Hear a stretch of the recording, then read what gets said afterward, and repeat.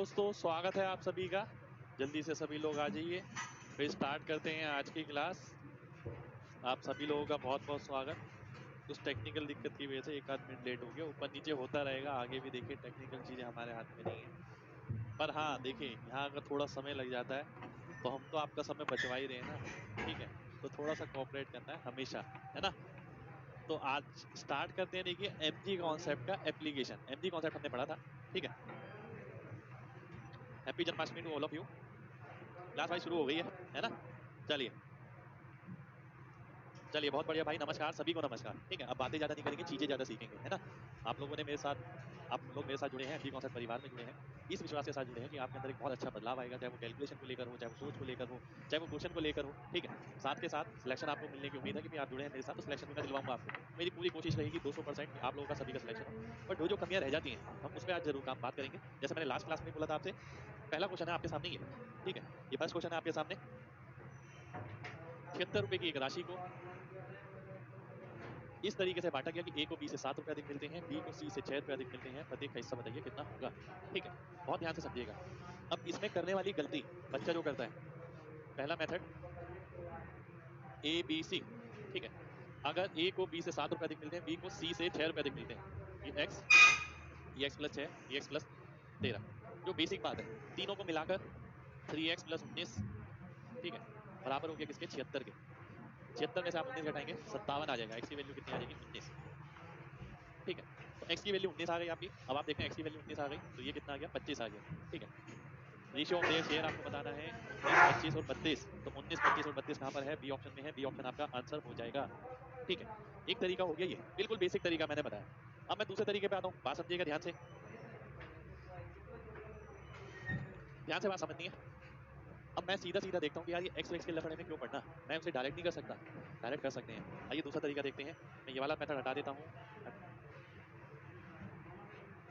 Second तरीका मैं यहाँ लिखता हूँ, है ना। ध्यान से समझिएगा। इस वाले को इससे 7 रुपए अधिक मिलते हैं, ठीक है, और जो इधर वाला है इससे 6 रुपए अधिक इसे मिलते हैं। यानी कहने का मतलब है इससे 6 रुपए अधिक यहाँ पर है और इससे 13 रुपए अधिक यहाँ पर है। तो 13 और 6 कितना हो गया, 19 हो गया, है ना। 19 को अगर मैं घटाता हूँ 76 रुपए में से, यानी 19 को मैंने अगर 76 में घटाया, तीनों पे एक्स एक्स एक्स बचेगा, तीनों की राशि बराबर होगी। तो आप देखते हैं 57 को 3 बराबर हिस्सों में बांट दिया, 19 19 19। 19 ये है अगर 19 से 6 ज्यादा, 25 25 से 7 ज्यादा 32। तो बी ऑप्शन मेरा आंसर हो गया। तो इसी क्वेश्चन को मैं पेन फ्री कर सकता हूँ, ठीक है। तो ये क्वेश्चन मैंने पेन फ्री कर दिया, ये क्वेश्चन आपका डायरेक्ट हो गया, ठीक है। आइए देख लेते हैं आगे। अब आगे देखते हैं, आगे मैं आपको इसे तीसरे तरीके से बताता हूँ, ठीक है। तीसरा तरीका बहुत ध्यान से समझिएगा, बहुत ध्यान से। देखिए तैयारी ना लाइफ में एक बार करनी होती है हमेशा, जब तक एक बार अच्छे से नहीं हुई ना तैयारी, तो हर साल कोचिंग लेने की जरूरत पड़ेगी। तो वो आप पे डिपेंड करता है आपने किस टीचर को चूज किया, उसका एक्सपीरियंस कितना है, ये सारी चीजें बहुत स्पेशल रहती हैं। यानी अगर आप एक बार ही अच्छे से कोचिंग ले लेते हैं, कोचिंग के उसके एक बार के बाद बार बार की जरूरत नहीं पड़ती, ठीक है। ऐसा नहीं है कि आप जिंदगी भर कोचिंग ही लेते रहेंगे। इसीलिए हर चीज को मैं डिटेल में बता रहा हूँ। मैंने एक्स वाला मेथड बताया, मैंने बताया यहाँ गलती करते हैं बच्चे। ये बच्चा इस क्वेश्चन को बिना एक्स के भी कर सकता था, वो मैंने बताया। दूसरा मेथड कि भाई इसको कितना ज्यादा मिला, इसे कितना ज्यादा मिला, 13 यहाँ 6 यहाँ 19, 19 घटा दिया टोटल में से, तीनों को बराबर मिलेगा, ठीक है। और फिर मैंने इसे वेरीफाई कर लिया। तीसरा तरीका बहुत ध्यान से समझिएगा। अगर मैं देखता हूँ राशि है कितनी, 76 रुपए, 76 रुपीज। मैं ऑप्शन को देखता हूँ, सिर्फ मैंने सामने से देखा, मैंने ये देखा कि टोटल जो है लगभग 76 के करीब ही लग रहा है, ठीक है, सभी का। तो इसका मतलब क्या है, अगर ये राशि टोटल में यहाँ पर दिख रही है, अगर ये राशि टोटल में यहाँ पर दिख रही है, तो इस टाइप का क्वेश्चन में आपको कुछ भी लिखने की जरूरत नहीं है, सीधा ऑप्शन से चेक करिए। क्या कह रहा है, ए को 7 रुपए अधिक मिलेगा बी से, बी से 7 रुपए अधिक है, नहीं है। बी से 7 रुपए अधिक है, नहीं है। बी से 7 रुपए अधिक है, नहीं है। तो बी ऑप्शन आपका डायरेक्ट आंसर हो जाएगा, ठीक है। उम्मीद करता हूँ आप सभी को ये तीनों मेथड समझ आ गए होंगे। समझ आ गया है तो जल्दी से वाई टाइप करिए, जल्दी से सभी लोगों को वाई टाइप करना है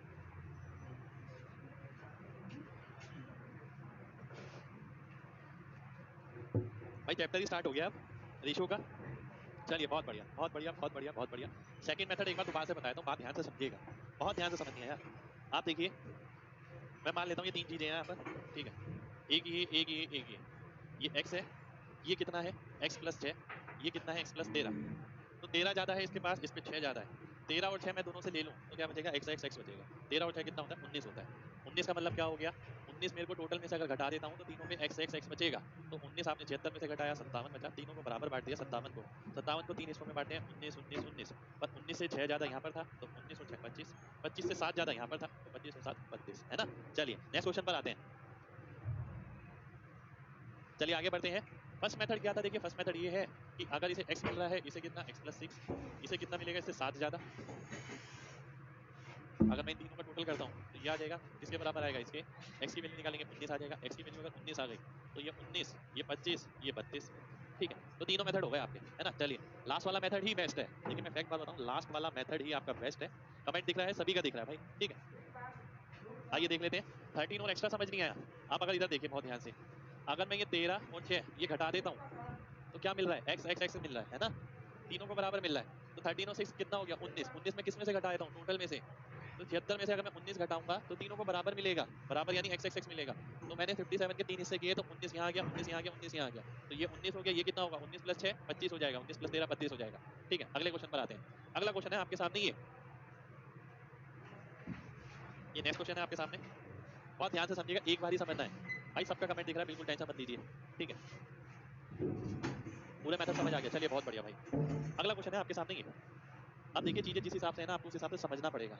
समझ समझ के रास्ता साफ करना है अपना कि आज तक क्या गलती करते थे, ये आगे से नहीं करेंगे, ये आगे से नहीं करेंगे, ये आगे से नहीं करेंगे। पूरा बैच इसी पे बेस है ना। बेसिक से लेकर एडवांस लेवल तक मैं बेसिक भी बता रहा हूँ आपको, और क्या क्या गलती करते हैं बच्चे बेसिक करते वक्त वो भी बता रहा हूँ। ध्यान से देखिए, अब ये क्वेश्चन आ गया। ठीक है, पी से 30 रुपए ज्यादा मिलता है क्यू को।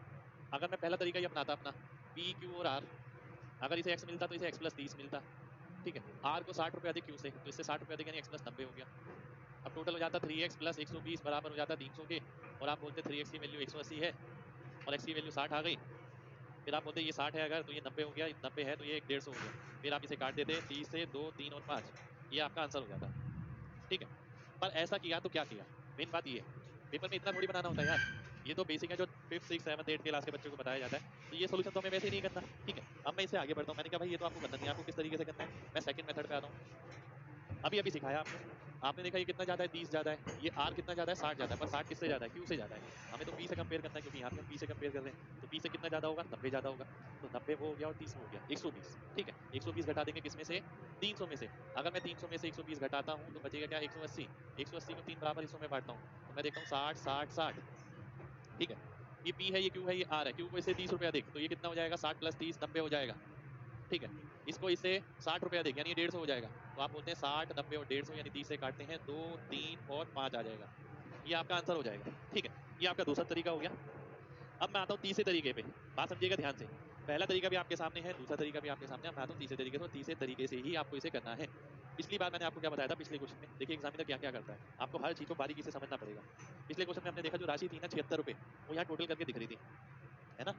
इस बार नहीं दिख रही। इस बार यहाँ 300 है, यहाँ 300 थोड़ी आ रहा है टोटल, यहाँ तो लगभग 10 आ रहा है। ठीक है, तो यहाँ 300 नहीं आ रहा है, यहाँ 300 है। अगर यहाँ भी 300 आ रहा होता तो आप क्या करते? आप सीधा सीधा ये चेक कर लेते भाई ये इससे कितना ज्यादा है, ये इससे कितना ज्यादा, और आंसर मार्क कर देते जैसे पिछले क्वेश्चन में किया था। परंतु अगर आपने प्रीवियस क्लास अटेंड करी है तो मैंने वहां पर एक चीज बताई थी आपको, कोई भी क्वेश्चन ऐसे दिखे जिसके ऑप्शन में ये तीनों संख्या जो है वो एक जैसी है पर आगे पीछे लिखी है, तो आप क्या कर सकते हैं? केवल ये देख सकते हैं कौन सा बड़ा होगा कौन सा छोटा होगा। अगर मैं यहाँ देखता हूँ पी से बड़ा होगा क्यू और क्यू से बड़ा होगा आर, तो मैं देखता हूँ पी से बड़ा होगा क्यू, क्यू से बड़ा होगा आर।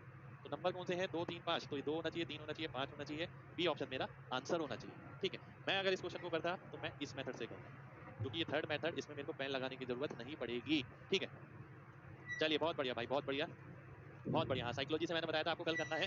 केवल और केवल वही मेथड हमने लगाया। उम्मीद करता हूँ ये क्वेश्चन भी सभी को समझ आ गया होगा, तीनों मेथड समझ आ गए होंगे, डिफरेंस समझ आ गया होगा। बच्चा गलती कहाँ कर रहा है? देखिए जब बच्चा नया नया पढ़ना स्टार्ट करता है वो इस मेथड से स्टार्ट करता है, फिर जब उसे ये चीज मिलने लग जाती है ना उसे लगता है ये ट्रिक है। ठीक है, परंतु इस चीज से अभी भी वो दूर रहता है। वो फाइनली ये है कि जिस बच्चे के पास ये चीज है वो सबसे जल्दी करेगा। आप खुद सोचिए, अगर मेरे को यही देखना है कौन सा बड़ा कौन सा छोटा, सबसे जल्दी मैं यही कर सकता हूँ। पर इसके लिए किस चीज की जरूरत है? बैकग्राउंड स्टडी की जरूरत है, जो मैंने आपको पहली क्लास में बताया था कि भाई बैकग्राउंड स्टडी सबसे इंपॉर्टेंट पार्ट है। अगर बैकग्राउंड स्टडी नहीं है तो बहुत सारी चीजें मुश्किल हो जाएंगी। ठीक है, चलिए बहुत बढ़िया भाई 200, बहुत बढ़िया बहुत बढ़िया। ठीक है, आइए आगे देखते हैं नेक्स्ट क्वेश्चन पे, ज्यादा समय भी वेस्ट नहीं करना है। ये आपका सीजीएल 2016 में इसका क्वेश्चन है। ठीक है, बताइए क्या आएगा।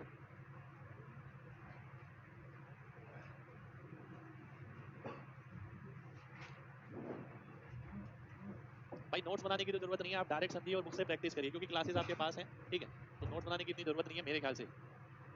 चीजें समझना बहुत ज्यादा जरूरी है, नोट्स से कुछ नहीं होता। अगर समझ आ गई ना आप दुनिया की कोई भी चीज उड़ा सकते हैं। ठीक है, बात ध्यान से समझिएगा। अब यहाँ पर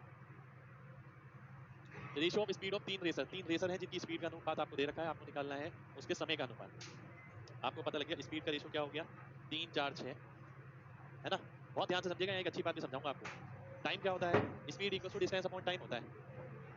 और अगर डिस्टेंस सेम है, दूरी समान है, तो स्पीड टाइम पे उल्टा डिपेंड करता है, तो जो रेशियो इसका है उसका उल्टा रेशियो टाइम का हो जाएगा, 1/3, 1/4, 1/6।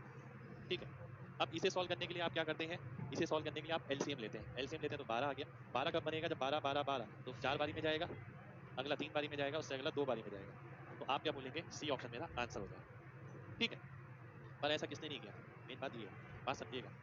बेसिक तो ध्यान रखना ही है, ठीक है, बेसिक को लेके चलना है, तभी तो आगे वाली चीजें सिंप्लीफाई होंगी। पर पेपर में क्या मैं इस तरीके से करूंगा, नहीं। कल मैंने आपको एक चीज बताई थी कि ऑप्शन का डिस्टिंग्विश फीचर, ऑप्शन का यूनिक फीचर, ठीक है, ऑप्शन का यूनिक फीचर, ठीक है, यानी कभी भी 3 बंदों के बारे में बात हो रही हो, 4 बंदों के बारे में बात हो रही है, तो जरूरी नहीं है तीनों चारों की कैलकुलेट करना, आप किसी एक के बारे में कैलकुलेट करके आंसर निकाल सकते हैं, है ना। अब यहाँ आप देखिए, अगर मैं इन दोनों को ही ले लेता हूँ, ए और बी को, स्पीड का अनुपात 3 4, समय का कितना होगा 4 3, क्या ये 4 3 है, नहीं है, क्या ये 4 3 है, नहीं है, 4 3 है, नहीं है, सी ऑप्शन मेरा आंसर होगा। केवल मैंने कितना देखा, इतना देखा, स्पीड टाइम के उल्टा होता है 3 4 का उल्टा 4 3 हो गया, 4 3 कहाँ पर है, यहाँ पर है, सी ऑप्शन मेरा आंसर हो गया। कितने लोगों को मेरी दोनों बातें समझ आ गई है, जल्दी से फाइव टाइप करिए, जल्दी से, ठीक है, दोनों चीजें समझ आनी चाहिए, देखिए। हाँ, जो नोट्स लिए आप उससे पढ़ सकते हैं, चलिए बहुत बढ़िया, ठीक है। अब देखिए, मैं ये चाहता हूँ कि जब आप क्लास अटेंड करें, क्लास सिर्फ समझने के लिए रखें, ठीक है। अगर आप क्लास के टाइम पे लिखेंगे तो बहुत दिक्कत रहेगा, लिखना बिल्कुल भी नहीं है, केवल और केवल समझना है। क्लासेस आपके पास ही रहेगी, दोबारा से अगर प्रॉब्लम होती है समझने में तो आप दोबारा से खुल के क्लासेस देखिए। यार एक बार बताऊं, देखिए हम में से बहुत सारे बच्चे पता क्या करते हैं, ये गलती करते हैं, जबरदस्ती पहला क्वेश्चन लिख रहे हैं लाल पेन से, काले पेन से, उसे नोट्स बनाए जा रहे हैं, बनाए जा रहे हैं, बनाए जा रहे हैं, नोट्स इकट्ठे कर लिए इतना। पर कंपटीशन खेल है दिमाग में रखने का, नोटबुक में रखने का नहीं। फिर आप ये सोचते सर रिवाइज करते वक्त कैसे होगा, रिवाइज कुछ नहीं है यार, इसमें बहुत सिंपल सी चीजें हैं। अगर चीजें दिमाग में है ना तो पेपर में क्लिक कर जाएगी। जब आप एंट्री करते हैं ना एग्जामिनेशन हॉल में, वो सारे नोट्स घर पे धरे रह जाते हैं, ठीक है। केवल और केवल आपके दिमाग ने जो परफॉर्म किया होता है, जो एक्सपीरियंस होता है आपके साथ, वो आपके साथ आगे जाता है, नोट्स सब घर में रखे रह जाते हैं, ठीक है। इसलिए मैं ये कहूँगा नोट्स अगर ना ही बनाए तो बहुत बढ़िया है, क्लास को अटेंटिवली देखें जैसे मैं समझा रहा हूँ, फिर घर पे कोई प्रीवियस ईयर की बुक उठा के क्वेश्चन बनाना शुरू करें, एक एक करके, ठीक है, तब आप असली मजा ले पाएंगे क्लास का, ठीक है। यही तो गलतियां करिए लगातार कि नोट्स बनाने में बिजी रहे, पहला उतारा, दूसरा उतारा, तीसरा उतारा, क्या करेंगे नोट्स बना के, ठीक है, वो मत करिए, भूल जाते हैं भाई। एक बात बताइए, इतनी सारी चीजें हैं, मेरे को भी सारी याद नहीं होगी, मैं सही बात बता रहा हूँ, पर हाँ दिमाग एक्चुअल में वही चीज है जो एट द मोमेंट आप लगा सकें। जो चीज आप एट द मोमेंट लगा सकेंगे वही चीज तो आपके साथ आगे जाएगी, ये बात समझिए। मेरे को क्या प्रॉब्लम है आपके नोट्स बनाने से, बताइए, मेरे को कोई प्रॉब्लम है आपके नोट्स बनाने से, नहीं। पर मैं आपको तरीका सिखा रहा हूँ कि भैया बच्चे गलती क्या करते हैं, वो ना समझने पे ध्यान कम रखते हैं, नोट्स बनाए जा रहे हैं, कॉपी में लिखे जा रहे हैं, लिखे जा रहे हैं, लिखे जा रहे हैं। आपको याद थोड़ी करनी है कुछ चीज, आपको समझना है, समझी हुई चीज दिमाग में डालिए और मुझसे बनाना शुरू करिए, ठीक है। चलिए नेक्स्ट क्वेश्चन पे आते हैं, अगले क्वेश्चन पे आते हैं। अगला क्वेश्चन है आपके सामने, ये भी अगेन मेंस का क्वेश्चन है।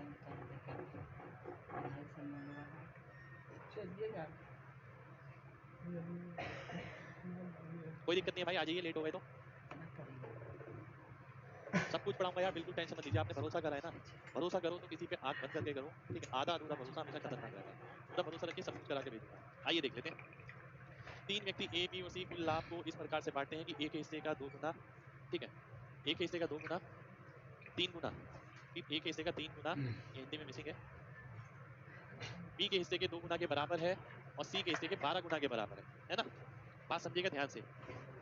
एक बच्चा है वो इस तरीके से लिखता है, 3 गुना ए का बराबर है 2 गुना बी के बराबर है 12 गुना सी के, ठीक है।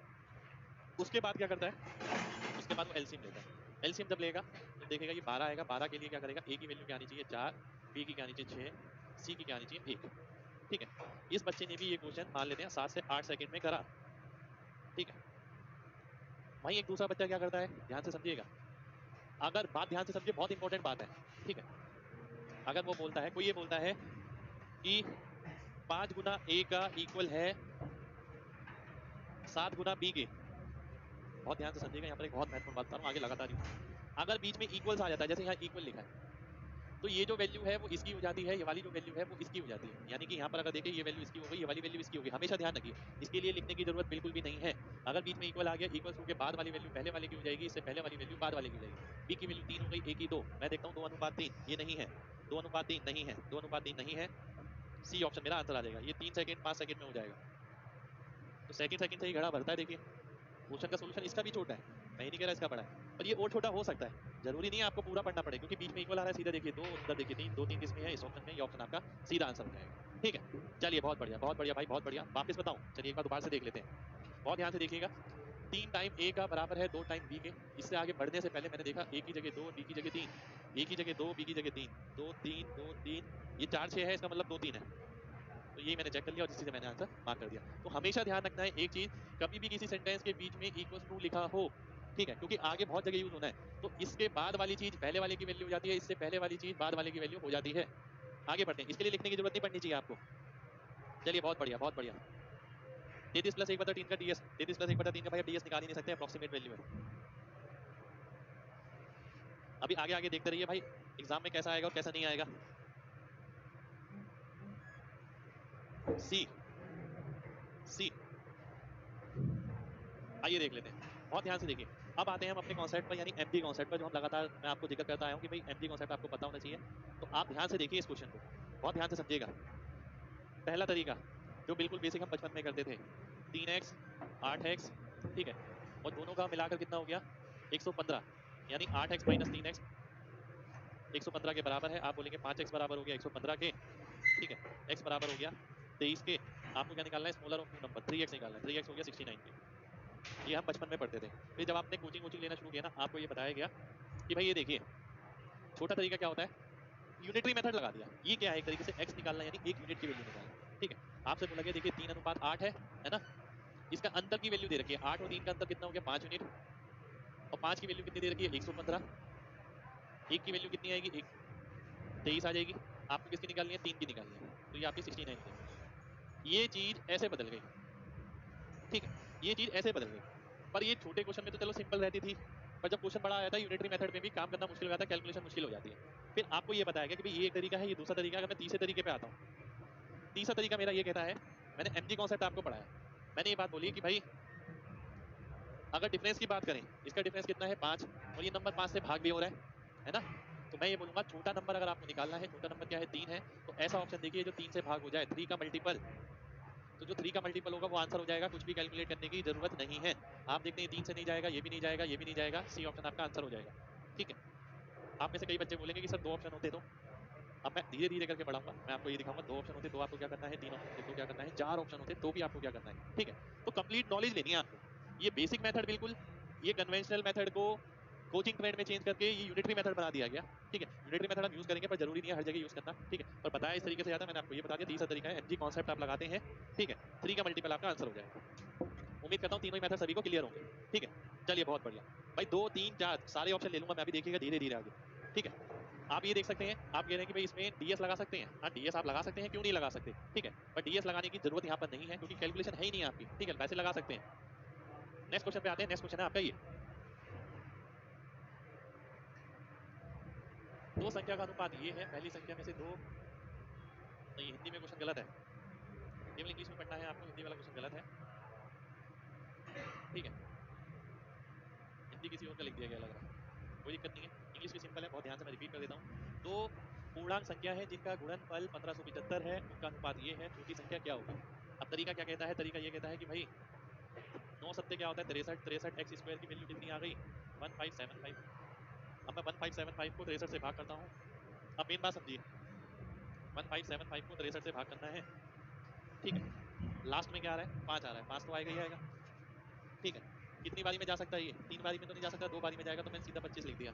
तो एक्स स्क्वायर की वैल्यू आपकी 25 हो गई, और आपने बोला एक्स की वैल्यू 5 हो गई, और एक्स की वैल्यू अगर 5 हो गई, आपको क्या निकालना था 9x 7x निकालना था, तो 7x की वैल्यू आपकी 35 हो गई, ठीक है। एक तरीका हो गया ये। अब आता हूं मैं दूसरे तरीके पे, मैं अगर इस क्वेश्चन को करता, बात समझिएगा बहुत ध्यान से, मैंने आपसे बोला कि भाई दो संख्या को गुणा करके ये आता है, उनका अनुपात ये है, छोटी संख्या बताइए क्या होगी। मैंने देखा यार 7 का मल्टीपल होना चाहिए, है ना, मैंने देखा ये ऑप्शन कट गया, ये ऑप्शन कट गया, ये भी हो सकता है, ये भी हो सकता है, ठीक है। अब प्रेजेंस ऑफ माइंड होना जरूरी है, अगर मैं ये 70 लेता हूँ तो ये 90 हो जाएगा, इन दोनों को अगर गुणा करूंगा तो ये आ पाएगा लास्ट में, बिल्कुल नहीं आ पाएगा, इसलिए ये वाला ऑप्शन कट जाएगा, ये वाला ऑप्शन आपका आंसर आ जाएगा। तो अगर मैं ऑप्शन से करूंगा तो इस क्वेश्चन में बिल्कुल लिखने की कुछ भी जरूरत नहीं है, 3 से 4 सेकंड में आपका आंसर है। पर कब है, जब आपको एक एक चीज की इंफॉर्मेशन आपके पास हो, एक एक चीज की, ठीक है। तो एक एक चीज का इंफॉर्मेशन आपके पास होना चाहिए, जैसे मेरे को बेसिक पार्ट भी पता है। अब मेरी खासियत ये बात है कि मेरे को बेसिक पार्ट भी पता है, अगर मैं बेसिक पार्ट भी बनाऊं तो भी बिना पेन के कर सकता हूं, अगर मैं ऑप्शन से बनाऊं तो भी बिना पेन के कर सकता हूं। अब बेसिक पार्ट ही बनाना था मान लेते हैं इसमें। अब हैबिट भी एक अलग चीज होती है, देखिए मैंने आपको लगातार बोला, अब ऐसा नहीं है कि आप ये पूरा लिख रहे हैं, मान लेते हैं ऑप्शन से नहीं भी कर रहे हैं, आप सीधा देखिए 9 सत्ते क्या आएगा 63, 9x और 7x मल्टीप्लाई करेंगे तो वेरिएबल जो मिलेगा ना वो k नहीं मिलेगा जो आपको x मिलता था हमेशा, यहाँ पर x स्क्वायर मिलेगा। तो अगर 1575 को आप 1575 को आप 63 से भाग करेंगे तो जो वैल्यू आएगी वो x स्क्वायर की आएगी, x की नहीं आएगी। समझना ही तो है चीजों को, बिना पेन के कर सकते हैं। तो x स्क्वायर 25 हो गया, x 5 हो गया, 45 और 35 आपका आंसर हो गया। ठीक है, आपने देखा बड़ा नंबर 45, छोटा नंबर 35। चलिए बहुत बढ़िया भाई, 4 से मैं आज मेथड में बताता जरूर हूँ, 3 मेथड 4 मेथड पर सारे आपको ध्यान नहीं रखने हैं। मैं आपको लगातार ये बताता हूँ गलती कहाँ कहाँ हो रही है। पिछले भी मैंने 3 मेथड बताया, मैंने बोला लास्ट मेथड सबसे बेस्ट है उसमें, क्योंकि बिना कुछ लिखे आपका आंसर आता है। ये क्वेश्चन भी मैंने देखा, मैंने आपको बताया कि कई बच्चे ये करते हैं, ये करने की जरूरत नहीं है। अगर ये करना है तो पेन फ्री करिए, अगर पेन फ्री नहीं कर पाते हैं तो ऑप्शन से देखिए। आपने देखा 9 7 7 से भाग होने वाला ये दोनों है, 70 हो नहीं सकता, तो ये आंसर होगा, सीधा आंसर हो गया। बस मैं आपको लगातार मेथड इसलिए बता रहा हूँ कि आपको पता होना चाहिए कहाँ कहाँ गलती हो रही है, आपको बेस्ट मेथड खुद ही अडेप्ट करना पड़ेगा। ठीक है, चलिए बहुत बढ़िया। 23 का मल्टीपल क्यों नहीं देखना लास्ट क्वेश्चन में? लास्ट क्वेश्चन कहाँ है भाई, कहाँ है लास्ट का क्वेश्चन? 23 का मल्टीपल आप देख सकते हैं, क्यों नहीं देख सकते? 23 का मल्टीपल आपको दिख रहा है, ये रहा। ठीक है, 23 का मल्टीपल आप देख सकते हैं, परंतु अब बात समझिए, 23 के साथ साथ वो 3 का मल्टीपल भी तो होना चाहिए मेरे भाई। तो 3 का मल्टीपल भी होगा, 23 का भी होगा, डेफिनेट होगा। ये रहा आपका सी ऑप्शन। नेक्स्ट क्वेश्चन पर आते हैं। नेक्स्ट क्वेश्चन है आपके सामने ही है, बताया था, थोड़ा रुक जाइए।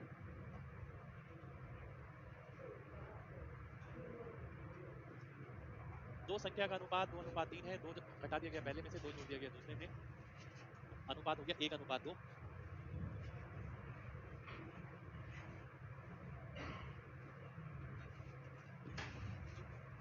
बताइए क्या आएगा? ए।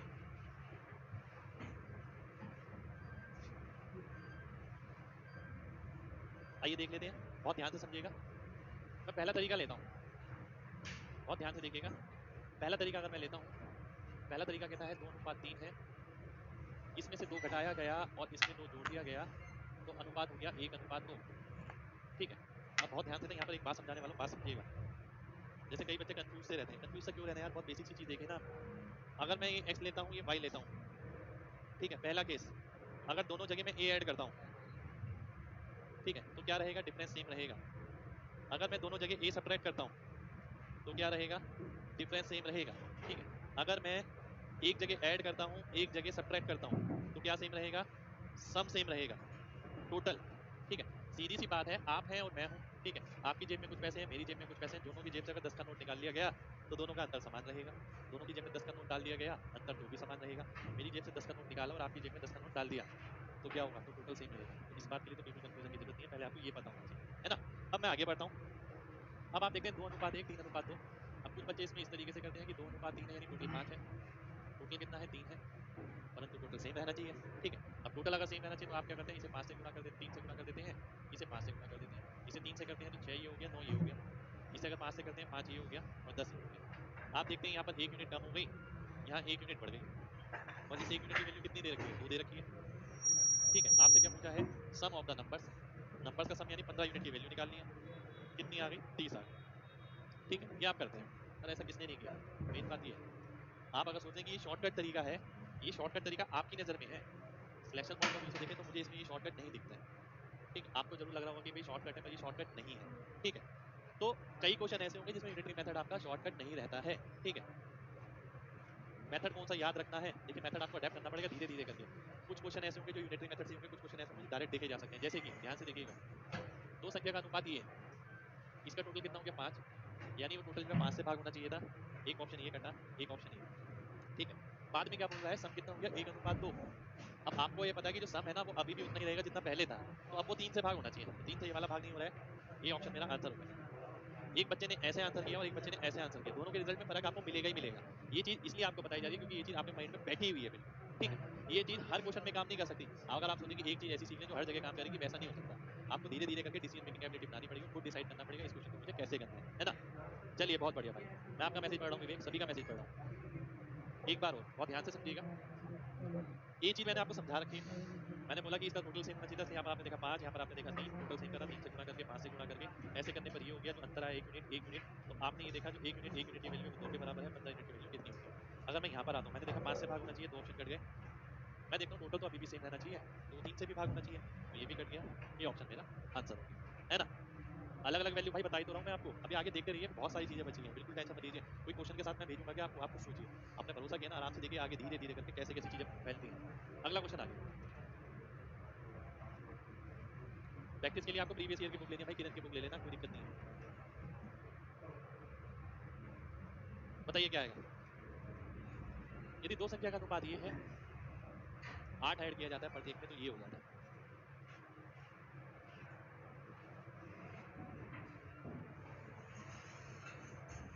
आइए देखते हैं, बहुत ध्यान से बात समझिएगा।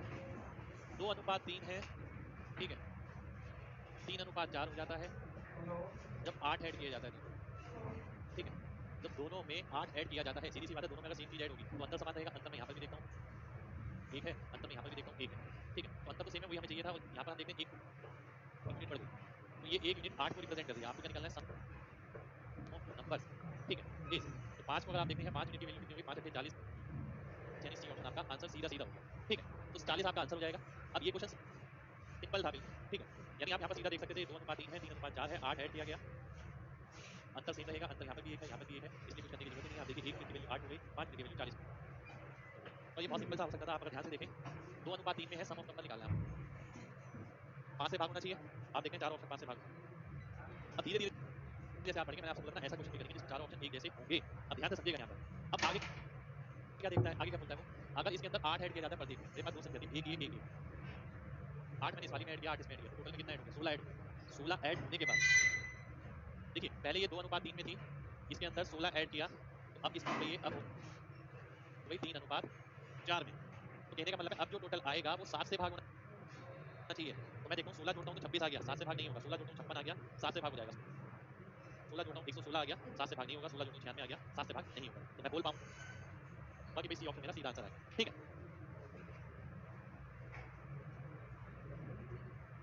ठीक है, तो उम्मीद करता हूँ सभी को क्लियर होगा। नेक्स्ट क्वेश्चन पर आते हैं। नेक्स्ट क्वेश्चन है आपका ये आपका 17 मेंस का क्वेश्चन है।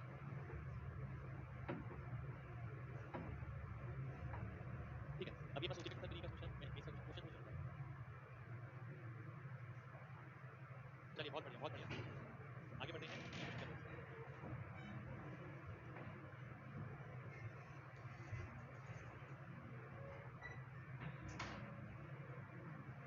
शुक्रिया भाई। 17 मेंस का क्वेश्चन है, आइए देख लेते हैं। वसीयत के अनुसार इतनी राशि को पुत्र और पुत्री इस अनुपात में बांटा है, तो आपको बताना पुत्र को मिलने वाली राशि कितनी होगी। बहुत ध्यान से देखिएगा। अगर मैं निकालता हूँ, सबसे पहली बात तो देखिए, रेशियो अगर इस तरीके से लिखा होता है, ये वाली से ये वाली, अगर रेशियो ये लिखा है, बात समझिएगा, a/b डिवाइड बाय c/d, ठीक है। बहुत ध्यान से यहाँ बात समझिएगा। आप इससे ये वाली वैल्यू काट सकते हैं, इससे ये वाली वैल्यू काट सकते हैं, ठीक है। आप इससे ये वाली वैल्यू काट सकते हैं, इससे ये वाली वैल्यू काट सकते हैं, ठीक है। ये वैल्यूज आप आपस में काट सकते हैं। पहली बात तो देखिए, ये बात समझिए, ठीक है। इससे ये कट सकता है, इससे ये कट सकता है, डिवाइड हो गया, रेशियो बात एक ही है, ठीक है। तो ये सब चीजें बताऊँ तो ये कट सकता है, ये कट सकता है, ये कट सकता है, ये पहली चीज। अब मैं काटता हूँ 3 और 6 यानी 2 आ गया, 7:10 हो गया, 7:10, ठीक है, ये आ गया। अब मैं देखता हूँ 7:10 ये हो गया। अगर मैंने बोला कि 17 यूनिट की वैल्यू कितनी हो गई, इधर लिख देता हूँ। मैंने बोला 7:10 का मतलब है 17 यूनिट की वैल्यू हो गई कितनी, 2125000, है ना। How much did the son get, son कितना मिलेगा, 7 मिलेगा, ठीक है। अब बात समझिएगा, बहुत ध्यान से आपको यहाँ बात समझनी है, ठीक है। अब मेरे सामने ये कैलकुलेशन है, इसको बड़ा करके यहाँ लिख देता हूँ। 17 यूनिट की वैल्यू अगर 2125000, एक जीरो ज़्यादा लग गया, कितनी है, ठीक है, इतनी है, तो 7 यूनिट निकालो। अब तरीके देखिए क्या क्या हो सकते हैं। तरीके यही हो सकते हैं, या तो कोई बच्चा इसे सॉल्व करता है, देखिए यूनिटरी मेथड ये सॉल्व करने के तरीके अलग अलग है, ठीक है। अगर वो सीधा सीधा देखता है 17 से, अगर इसे डिवाइड करता है, 17 से डिवाइड करना है, पहला तो ये है कि वो डायरेक्ट अगर मल्टीप्लाई देखें, 17 एकम 17, 50 4, 17 दूनी 34, 50 8 17 ठीक है। तो ये क्या आ गया, मल्टीप्लायर आ गया 125। तो 125 को 7 करेगा तो वो आंसर निकाल सकता है, और 125 को 7 करेगा तो पूरा मल्टीप्लाई करने की जरूरत नहीं है। वो सीधा सीधा ये देखे कि भाई 12 7 84 होता है, तो 84 85 के करीब आंसर आएगा। 84 85 के करीब दिख रहा है, यहाँ पर दिख रहा है सी ऑप्शन का आंसर। दूसरा तरीका, वो इसके अंदर डीएस कॉन्सेप्ट लगा दे। अगर वो डीएस कॉन्सेप्ट लगाता है, वो देखता है इसका डीएस कितना हो गया, 5 4 9 तो कट गया, बचा 1, 1 को 7 से गुना करेगा 7, और नीचे क्या आ गया 7 और 1 8, नीचे अगर 8 होता है तो ऊपर भी 8 हो जाता है। 8 7 56, 56 का मतलब होता है 2, 5 और 6 11, तो जिसका डीएस 2 होगा वही ऑप्शन आपका आंसर हो जाएगा। आप देखते हैं इसका डीएस कितना है, 9 है, इसका डीएस कितना है, 2 है, इसका डीएस कितना है, 8 है, इसका डीएस कितना है, 1 है, तो सी ऑप्शन इसका आंसर हो जाएगा, ठीक है। इसी कैलकुलेशन को करने का तीसरा तरीका, देखिए कैलकुलेशन करने का तरीका बता रहा हूं मैं आपको, यही क्वेश्चन करने का तरीका नहीं, क्वेश्चन करने का तरीका तो आपने देख लिया। तो कैलकुलेशन कैलकुलेशन पे भी डिपेंड करता है तीसरा तरीका ये कि भाई अगर ये 17 है, ठीक है, ये 7 है, अगर वो अप्रोक्स इस्तेमाल करें, अप्रोक्स कैसे इस्तेमाल कर सकता है, अप्रोक्स ऐसे इस्तेमाल कर सकता है कि ऑप्शन 2 2 है। अगर वो देखें, अब यहाँ पर भी आप देखें तो मैंने जीरो पे फोकस नहीं किया, जीरो भूल गया मैं, ठीक है, ये 17 है, ये 7 है, ठीक है। अगर आप देखते हैं इसका आधा कितना हो गया, ठीक है, इसका आधा आप देखें 7 और 17 के बीच में रिलेशन, पर अप्रोक्स मुझे लग रहा है कि थोड़ा डिफिकल्ट है, ठीक है, क्योंकि 21 है, अगर ये आधा होता है, ठीक है, आधा अगर होता है, अगर ये 8.5, तो ये देखते हैं अगर 21 का आधा कितना हो गया, 10.5, तो 10.5 तो तब आता, तो ये ऑप्शन भी कट जाता है, ये ऑप्शन भी कट जाता है, ये तो 8.5 हो गया, ये 7 है, तो आंसर इससे छोटा होगा, तो सी ऑप्शन आपका आंसर आ जाएगा। ये तो यहाँ हो नहीं सकता, ठीक है, क्योंकि यहाँ पर रिलेशन ऐसा है, यहाँ पर रिलेशन ऐसा है, ये अप्रोक्सीमेशन वाला पार्ट है। चौथी चीज, अगर मैं बोलता हूँ कि आप एमजी कॉन्सेप्ट लगाइए, ठीक है, एमजी कॉन्सेप्ट अगर वो लगाता है, तो एमजी कॉन्सेप्ट लगाते हुए सबसे बढ़िया बात है क्वेश्चन भी लगा सकते हैं, सन टोटल सन के बारे में पूछा है, 7 का मल्टीपल आएगा,